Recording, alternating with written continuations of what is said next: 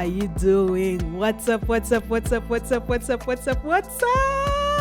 Yes, we are back here on Searching Lights, the place where we search out the things in life and discover the light that is in us so that we can carry on this thing called adulting together in an easy way. Yes, we are all here to win, and it is possible to win because there is a light that is within you. And today, as usual, it is me, your girl, Emma.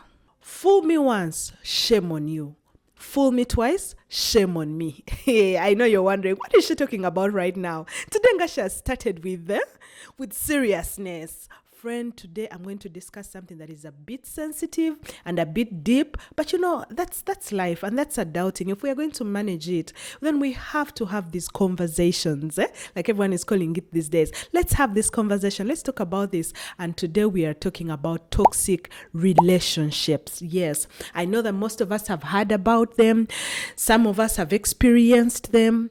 Some of us have even been the toxic people. Yes, we must admit that. But toxic relationships are basically characterized of behavior of abuse, harm, or damage to our partners or people around us. And this normally happens physically, emotionally, even verbally. Do not even ignore. Yes, some verbality is abuse, so do not ignore it when it happens. And these toxic habits don't only happen in romantic relationships. They do happen in the friendships that we have. They do happen in our families. Let me even first pause there. Think about those toxic people in the family. That auntie, that cousin, that uncle. Yes, they are there.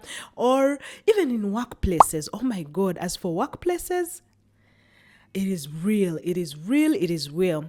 But I am going to be looking at this from the other side of the coin today, friend, because we have to look into ourselves. Yes. So I want us to consider the other side of the coin where it speaks about you, who all this abuse is happening to. Yes. Who are you? And what does this say about you? I'm even going to say that slowly and carefully so that it sinks in. Yes, what does this say about you as you're taking in this abuse, as you're receiving it and accepting it? What does this really say about you? Because we already know the toxic person and all their traits. Now we're talking about you. We're talking about me who is accepting this. Could it be that you're just emotionally and spiritually not intuitive? Yeah, it's possible. We need to know how to read people, but most of us don't know how to do that. Yeah. So when we meet people, we are quick to open up ourselves unconditionally to them. We are called to love unconditionally, but we are not told to open up to people unconditionally. Yes. And let me tell you something, friend. Truth be told, whether we like it or not, there will always be signs. The signs will always be there, but we ignore them because we are thinking we are being nice, or we are thinking they will pass, or we are thinking that this person has not intended to do what they're doing. But these signs will happen. I'll give you an example. There is a friend that I had, and wherever they were with me, they were always so nice. But then when you'd be like in a restaurant, the way she should talk to the waiters, the way she should treat the people in the restaurant, or treat the help that are not, high up there, I'd be like, something is not right. So that person was showing me their true character, but I was ignoring it because with me, they were pretending like they are all good. So with time, their true character also ended up happening to come out. So that's why I'm saying that let us be intentional while reading people. It's very, very important. I'm saying reading people, not judging people. So don't go out there judging everyone. No. Just read people. Look at someone. See how they do things, with which spirit they are doing them. Why are they doing them? And be alert to that. Do not ignore it. When the sign is there and you see it is toxic, don't ignore it, friend. Yes. And could it also be that you are too trusting? Yes. We take people at face value a lot, but everyone has a depth in them. There's a depth that everyone has. And friend, today I just want to tell you, some people are just meant to be a fringe in your life, and that is okay. Emphasize the word fringe. Yes, they are not there to be there permanently. And some of these things work themselves out naturally. Let them happen naturally. Do not force it too much. A friendship is slipping out of your hands and you feel you need to stand up and struggle with it and pull it out. Friend, maybe it's slipping out is okay, because these things are seasonal. They are not, we have all noticed as we grow, as we go on, the same friends you had in your primary school are not the same friends you have in your secondary school. They're not the same friends you have at university. Some of them may be the same, but not all of them. Why? Because these, like, your likes and all these things change with time. So it is very, very okay. Don't even feel bad about it. And then there's the matter of self-esteem. Most of us have low self-esteem, but we are not even aware of it. So we assume that because we have common things with someone, it is obvious that that means we can be friends.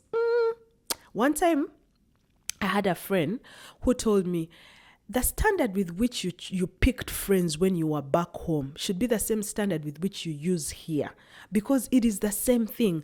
And that went so deep for me, because it was something I was struggling with. And I want to tell you, my dear friend, that I'll give an example. So if you meet someone and you both enjoy reading, let's say comics, yeah, and you have an awesome conversation about comics, that does not automatically make that person your friend. It does not. It just means that you can continue having conversations about comics with this person, but when it comes to other things in your life, you do not engage them. Yesterday I was learning about someone. My husband was telling me about his friend who does not just bring people around his wife. Yes, where he works from, those are people, that's where they stay. Wherever he plays, maybe his soccer from, those are people, that's where they stay. And I respect men for this matter.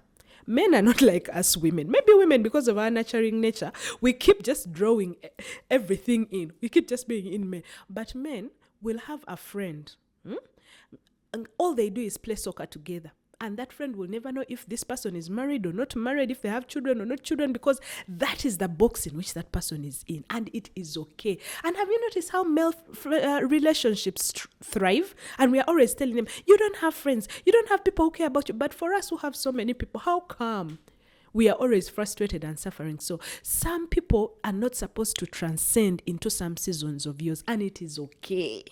It is not a crime. Yes, you will be at a certain season and another will be at that's why seasons are not the same. There will be a season for rain, there will be a season for dryness. In the season for rain, you know that you're supposed to have planted. In the season for dryness, you know that you're supposed to be harvesting. So because the seasons are not the same, so even these things are not the same. So, and all these things should be okay. Yeah.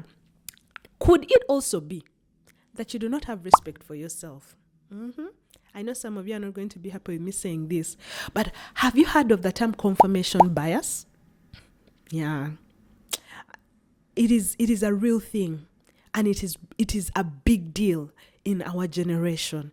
Confirmation bias is the tendency to seek out preferred information that supports your existing knowledge about something. So even if there is a fact, you prefer to stick to the existing knowledge. I'll give you an example. So you have a friend who is always raising their voice at people or at you, even in simple situations. And then you're thinking, maybe they are just angry, or maybe they are just frustrated, and you ignore it. And yet that is their character. So friend, pay attention. Do not just support your preferred existing knowledge about something. Be alert and pay attention to these things so that you can avoid these toxic things. We have to start with ourselves if we want to see some of these things changing and turning around. Yeah. Could it also be that you're too afraid to, you don't know how to choose people? Yeah, it's possible. Choice is a very, very big deal. Yeah, God has given us the opportunity to choose. Yeah, we have the choice between life and death, and it doesn't literally mean life and death. Yes, you can be alive but dead naturally. So it's possible, and you need to think about this. You're not an NGO. Yes, NGOs are the ones that need to collect every number, every data, because they need those to validate their existence. No.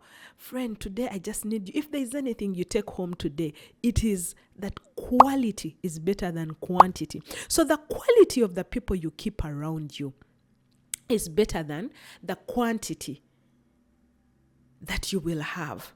You've heard that saying of it's better to have 2 good friends than have 10 who are not there for you or you cannot trust.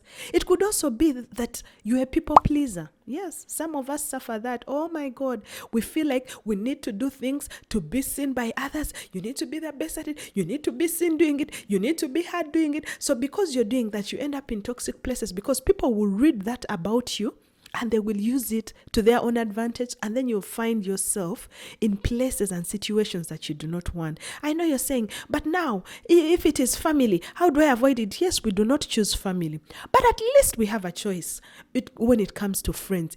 We have a choice when it comes to partners, even colleagues. Yes, I can come to work and just do what I'm supposed to do there and leave without having to engage these toxic people. So that at least the only thing I have to struggle with is the family where I have no choice. But even in family, you can distance yourself from those toxic people and just build your own wall that is safe for you, for your own sanity, for your own mental strength, for your own mental ability, because you need this to be able to thrive as a person. So there are very many reasons as to why that could say exactly what it is about you who is accepting this toxicity.